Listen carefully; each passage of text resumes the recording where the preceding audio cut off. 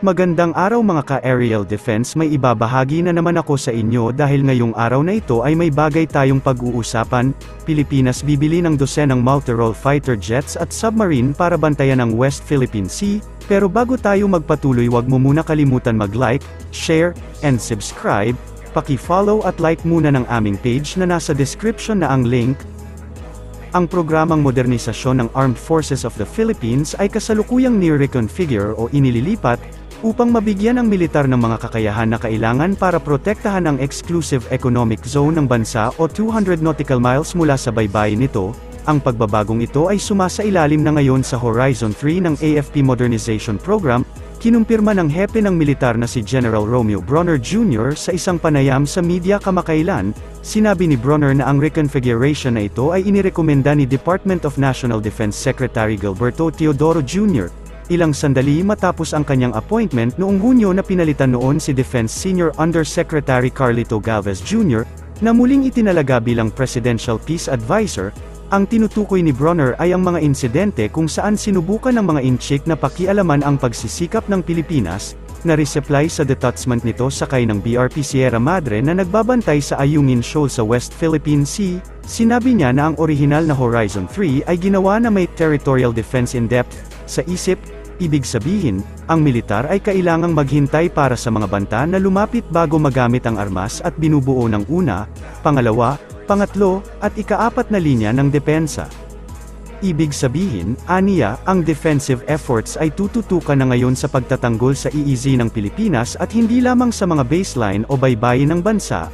Sinabi ni Bronner na ang refocus na ito ay katulad ng defense strategy ng United States na forward defense, kung saan ang mga banta ay nakapaloob o tinataboy hanggat maaari. Sa paglilipat na ito, sinabi niyang layunin ng AFP na protektahan ang mga isla na hawak ng Pilipinas sa West Philippine Sea na kinilala niya bilang Pag-asa, Panata, Parola, Likas, Patag at Lawak. Bukod sa mga islang ito, ang bansa ay sumasakop din sa apat na iba pang tampok sa West Philippine Sea: ang Kota Island, Likas Island, Rizal Reef, at Ayungin Shoal. Sinabi ni Bronner na ang AFP ay nangangailangan ng kagamitan na may kakayahang mag-project ng mga depensa pasulong upang maisakatuparan ang misyon na ito. Sa ilalim ng Horizon 3, sinabi ni Bronner na may mga planong dagdagan ang bilang ng mga multi-role fighter jets mula sa paunang 12 unit na binalak dati. Hindi naman tinukoy ng AFP chief kung ilang MRF ang idadagdag dahil tinatapos pa ng Air Force ang mga nakaplanong numero. Sinabi naman ng AFP ang plano ng Pilipinas na palakasin at mas pagandahin ang mga station natin sa West Philippine Sea, kabilang ang mga hawak nating isla doon ngayon. Well, of course, that makes me feel very happy. In fact, I'm happy that the speaker invited me to come with him to Pag-asa. This is my third time to visit the island, Pag-asa Island. And the last time I was there, the runway, the surface of the runway was still dirt. But this time when we landed on concrete. It was very nice, it was extended. And I also saw that there was electricity already in the area. The last time I was there was no electricity. Napocor is there to provide electricity to the whole island. And there are more facilities now in the island. And we are also extending the port area so that our fishermen can come in whenever they need shelter. But we still have a lot of things to do.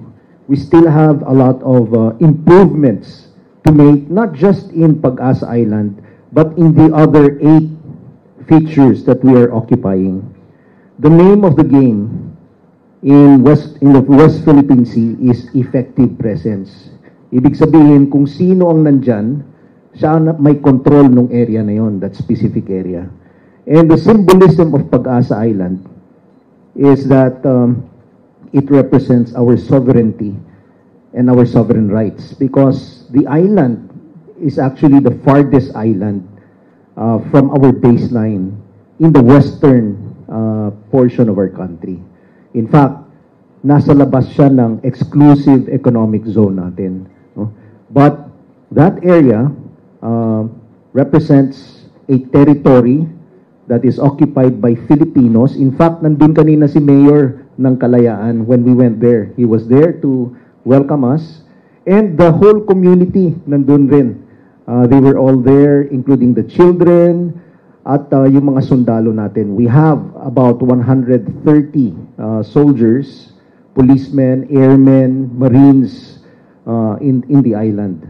So that is why it is very important that kami po sa Armed Forces of the Philippines, we are requesting for more funds actually from Congress because we have to develop our islands. Now, make it habitable for our soldiers and the community. Hindi lamang mga sundalo ang titira dun sa mga islands na yon, but Filipinos. No? So, marami pa tayong kailangan gawin.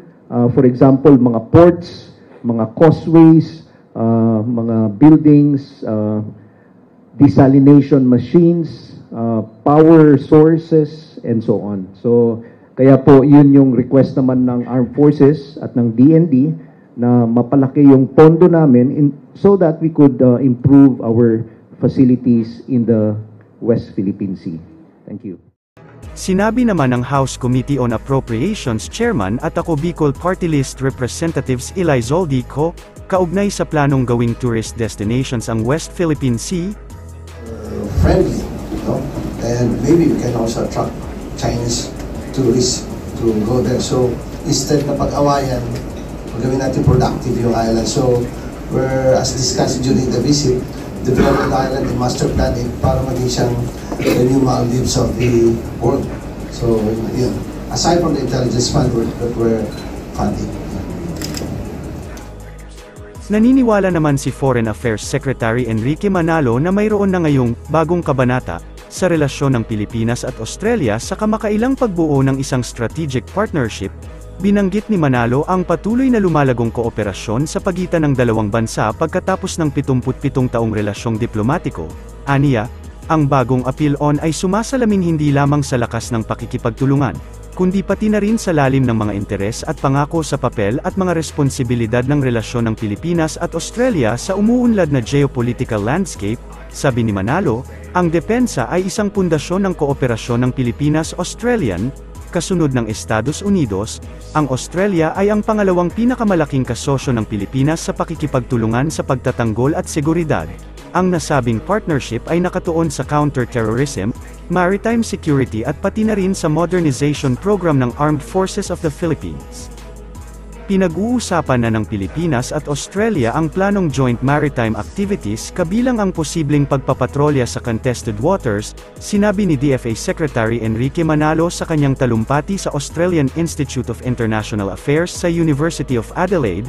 Sinabi nito na tinitignan ng dalawang bansa ang pagpapalawig pa ng maritime cooperation sa mayamang karagatan. Ang mga aktibidad na ito ay kabilang ang policy planning, practical engagement and capacity building activities sa pamamagitan ng combined maritime activities sa pinagtatalunang karagatan na inaangkin ng China. Sinabi din ni Manalo na kapwa sumang-ayon ang dalawang partido na magsagawa ng taunang Defense Ministers meeting simula sa 2024, kung saan kanilang tatalakayin ang cybersecurity, critical infrastructure security, law enforcement, science and innovation, environmental protection at climate change. Pinasalamatan ni Manalo ang Australia para sa walang kapantay na suporta nito para sa 2016 Arbitral Award sa West Philippine Sea, at sa tulong nito sa pag-upgrade ng mga kapasidad ng Philippine Coast Guard. Para sa mas madaming update tungkol sa ating defense, abangan lamang ang aking mga bagong video. Para naman sa mga gusto magpa-shoutout, mag-comment lamang po at share, paki-follow at like muna ng aming page na nasa description na ang link. Pwede ka ring manalo ng pera or load dito kapag ikaw ay naging top fan nito at napili. Huwag mo na rin kalimutan mag-like, share, and subscribe. Pindutin mo na rin ang bell para updated kayo sa aking mga video. Maraming salamat po.